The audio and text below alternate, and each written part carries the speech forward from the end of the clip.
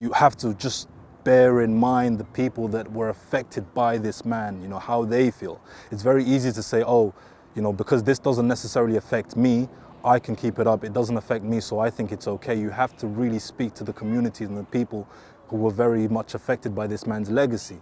And I do believe that, you know, having these monuments up, it is a part of history, but it is down to the current generation to rewrite that history, to tell the full narrative of a lot of stories that were swept under the carpet, or a lot of our history that we don't want to take a look at. You know, Wales's history has been bleak at times when it comes to the slave trade. There has been areas in which we need to do better on and just take a step back. And I do think the Welsh Government is proactive in this sense, especially with the introduction of the Black History curriculum.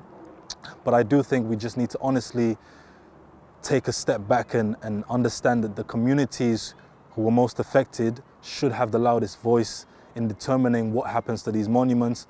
I would say that these individuals must have the same energy towards the same outrage that they have towards pulling down of statues. They must keep the same energy towards the acts and atrocities that these statues, these individuals committed. We're tired of our history being whitewashed. We're tired of one-way narratives.